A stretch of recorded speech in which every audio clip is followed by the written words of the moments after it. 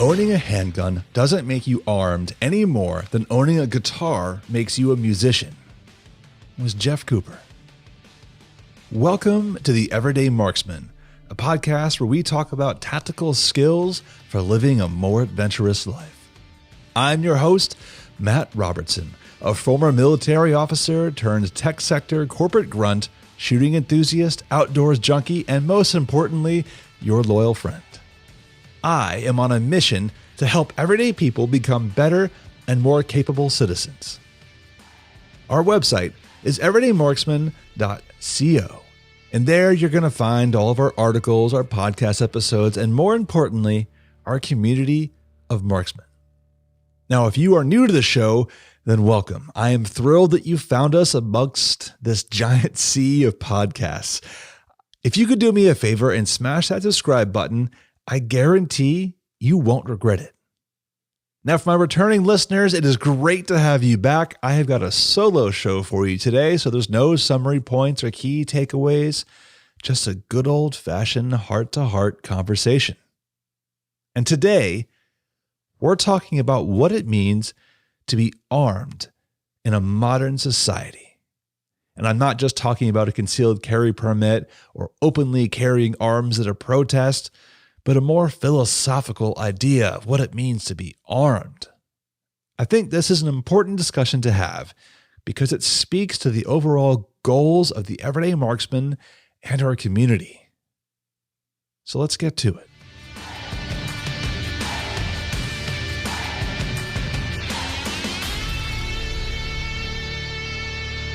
Now, I'm not going to beat around the bush. What got me thinking about this topic is all the laws and protests going on here in Virginia.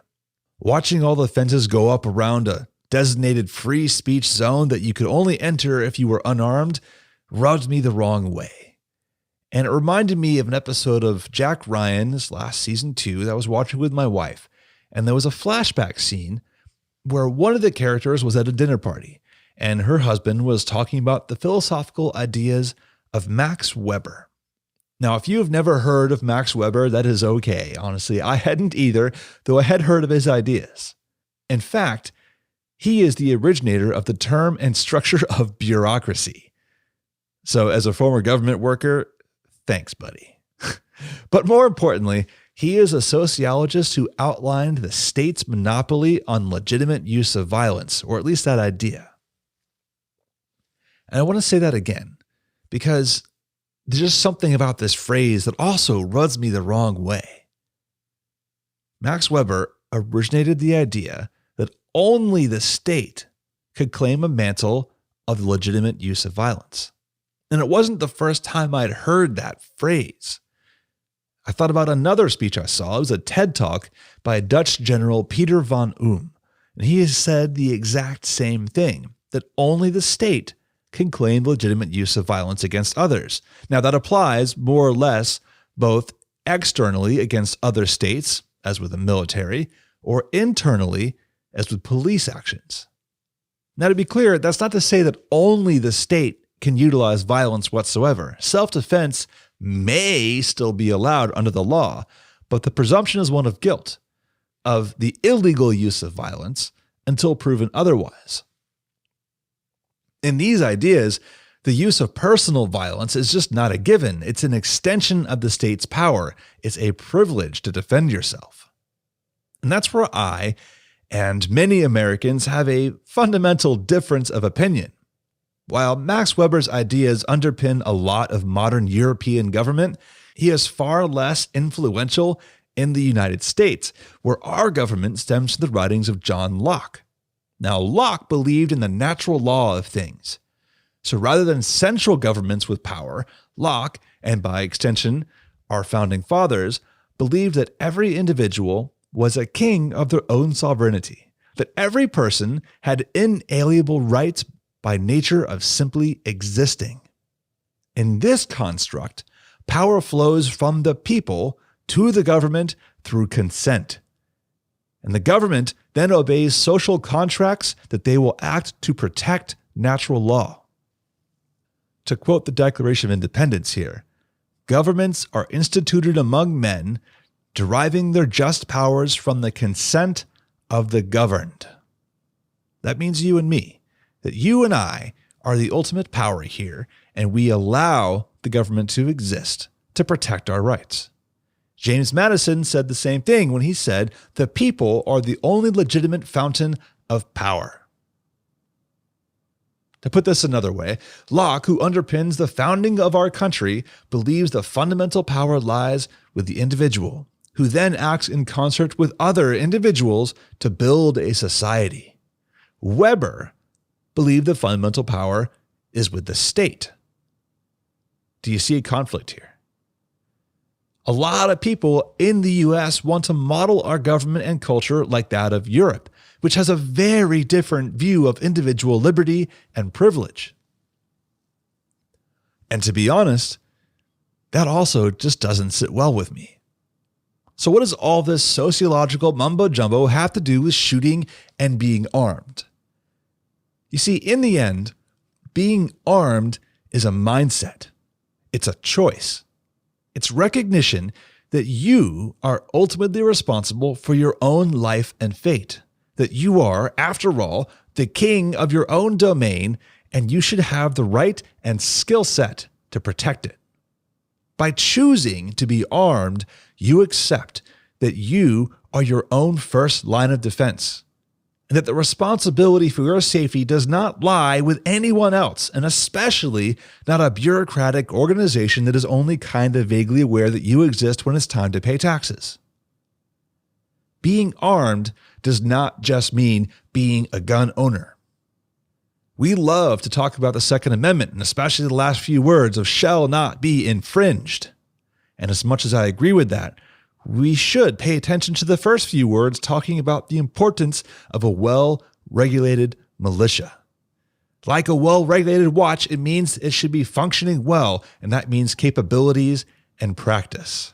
And as much as I appreciate the Richmond Rattlesnake Rally this week for what it is, I couldn't help but notice all of the poorly fitting equipment, the out-of-shape boog boys, mediocre discipline with the weapons, and just it looked a little sloppy. I am still proud of all these gun owners who showed up and stood up for their rights, but I think we'd have an even stronger impression if there were ranks of well-trained and disciplined Americans carrying their weapons and gear in professional manners. Think about this. How many gun owners actually get out there and compete or train with their weapons? Take a guess. At the high end, Reuters reported at 61% for training. And I guarantee you that usually means safety training and maybe concealed carry permit class.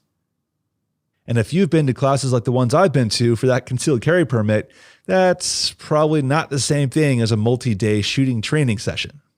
Now, at the low end, it's as little as 15% of Americans have been trained to how to use their firearms. And what about competition? Those numbers are abysmal. John at the Firearms User Network put up some numbers a while ago that in 1961, the NRA had 500,000 members, and 29% of them had formal classifications in competition. Over 90% participated in marksmanship qualification programs. Today, with over 5 million members, that number is only about 2% of the membership. Only 2% of 5 million people actively participate in organized NRA competition. That means your high power and your F class. The marksmanship qualification program, it's not even tracked anymore. Now, I know there are other ways to do competition out there. You've got USPSA, you've got PRS and NRL and Bullseye and IDPA. I get it. And that's awesome. But I guarantee you those numbers are also really low. I cannot think of any better place to learn that discipline and skill set other than competition. To be honest, this just isn't good enough. These low numbers tell me that we have not instilled a culture that says being armed mentally, physically, and emotionally is the goal, and not just the acquisition of more stuff. So here's my challenge to you. As a marksman working your way to something greater, take the time to learn about all the other things that go along with being an armed citizen. Seek professional training, and not just with your shooting skills, but with medical and communications and survival and more. There's always something new to learn. Learn to wear and use your equipment properly. There are a wealth of people with real-world experience who will be happy to show you the right way to rig your gear. And get out there and test it as best you can. I'm not saying you should run around your neighborhood in a plate carrier. You could if you want, but you should at least learn how to get out there and ruck, set up your boots so they're more comfortable, and protect your feet. Get fit. I cannot overemphasize the importance of fitness.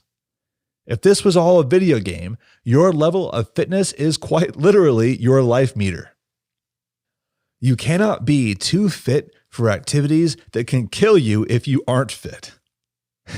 And I'm guilty of this myself. I am working on it. I know, but I'm working on it. And then you got to build a network. The community here at Everyday Marksman is a start, but until you endeavor to attend a marksman muster and meet people in the real world, you have to start somewhere. Talk to your neighbors, talk to your shooting club, but build that network. Before I close this segment, one more quote from Jeff Cooper. A free man must not be told how to think, either by the government or by social activists. He may certainly be shown the right way, but he must not accept his being forced into it. Think about that.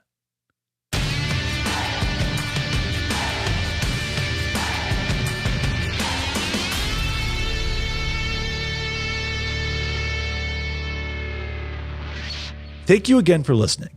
If you enjoyed today's episode, I really would appreciate if you could help me out. And how can you do that? Well, I am so glad you asked.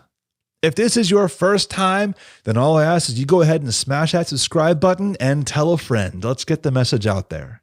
But if you've been with me for a while, head on over to the site everydaymarksman.co/rate, R-A-T-E, and leave a review with your application of choice.